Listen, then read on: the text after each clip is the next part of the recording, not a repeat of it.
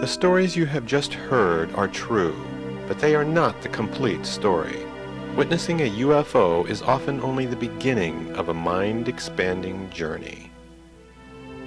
One man who has recorded the accounts of hundreds of UFO witnesses is John P. Timmerman, investigator and treasurer for the Center for UFO Studies, an organization created by Allen Hynek in 1973 with the goal of applying scientific analysis to the UFO question.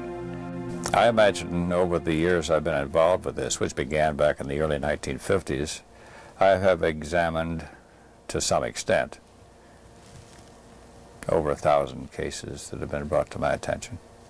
Many hundreds of them occurred at the time I had a large photo exhibit on tour of malls throughout this country and Canada, the island of Guam. People were seeing essentially the same group of phenomena. The same type of stuff seems to be seen worldwide. Some of the reports are Mars, some of them are the moon under clouded conditions, some of them are unusual atmospheric conditions, some of them are balloons, but not all of them. Now, what does it represent? Do I believe in that stuff? I've had people ask me, do you believe in all this stuff? I said, well, I wouldn't be here if I didn't think there was something to it.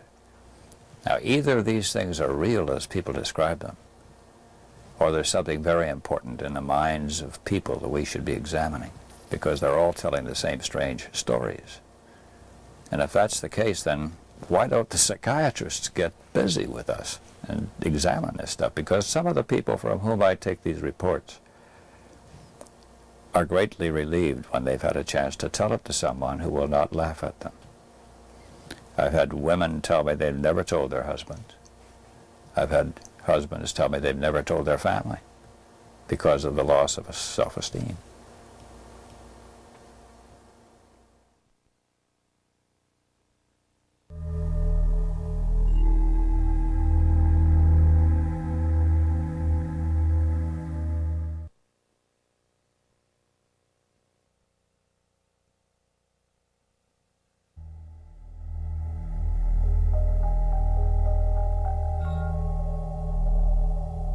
When someone reports a UFO, the first question that comes to mind is, did the witness see a man-made object?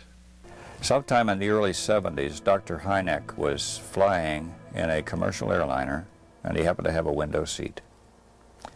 And he had with him a stereoptic camera.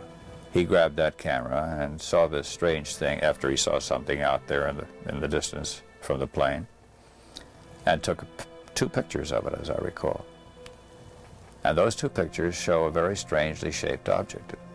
And they were at about 35,000 feet, going 400 and some miles an hour, and they were slightly overtaking this object, and it was about a mile away or less, Dr. Hynek told me. All white, strangely configured. Some cloud breaking in the background beyond it, but it was clearly seen to him. He said there was no question about it being there. He didn't think it was a UFO. He just thought it was some very strange structured object. He couldn't see how it would fly aerodynamically. But he was never able to find anyone in the industry or the government, that's what he told me, that could explain what that was. I think there's always the possibility that it's man-made. The only thing that would lead me to believe not is the technology that it was using to propel itself, which obviously was some kind of anti-gravity engine or something, because it didn't have any, it wasn't flapping any wings, and there was no visible moving parts on it. It was just a big hunk of metal hanging in the sky, making a humming noise. And the other thing is there were absolutely no markings on it. We did check with the airport to see if possibly there was anything like weather balloon or anything like that in the area, although I don't know if a weather balloon is iridescent at night or not, but it didn't look anything like that, because anything like that, like a weather balloon, would move. You would definitely see that it had a moving pattern along with the wind, and this didn't do that. I don't think it was anything that I ever saw before. You know, it's just beyond my imagination. I can't imagine that it was a space a man-made space probe of any kind. Although I know with, like the Harrier jets, as they can just kind of hover there. But they're very loud and they're very big. You need big kind of engines to fuel these aircraft. And that was the amazing thing. It was silent. The rush of it coming up made you think that it was making a whooshing kind of a sound, but there really was no sound at all. There was a sound of the water coming through the dam, and of course the river down below. But outside that, it was silent. Yeah, it's out by the airport. Fairly close to the airport. That's why we weren't so concerned at first, because we thought it was a plane coming in, from a distance. But No, we didn't. We didn't think it was a plane. I did, You didn't think because the lights were there, but then when it stayed in the one spot, and the lights didn't change or anything. It wasn't a helicopter, because a helicopter is very loud. Yeah. And for one thing, it didn't look anything like a helicopter. To me, it didn't look like a machine with metal and lights on it. It was more of a soft light that just Like a hung in the glow. sky. Like a what? A glow. Yeah. Just had a glow. More like a glow. Is there any chance that what you saw was something that was man-made, like an airplane or a helicopter or a balloon or some kind of toy, someone had controlled with a remote control?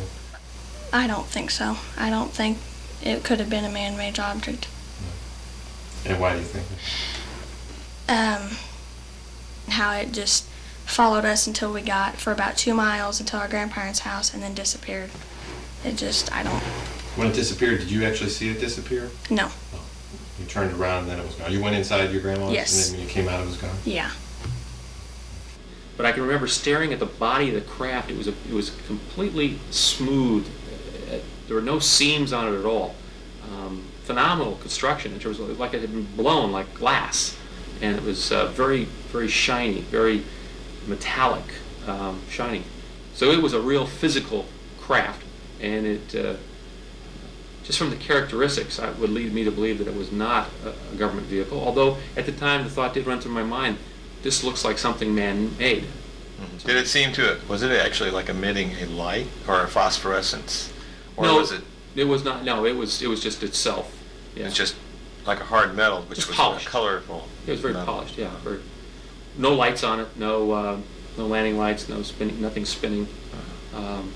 Again, it was just this high-powered hum. Could it have been man-made, do you think? I mean, you feel definitely that it was something. It was, it could have been man-made, but not man-made on this earth. Because there was not, as far as I'm concerned, it was what the people call a UFO.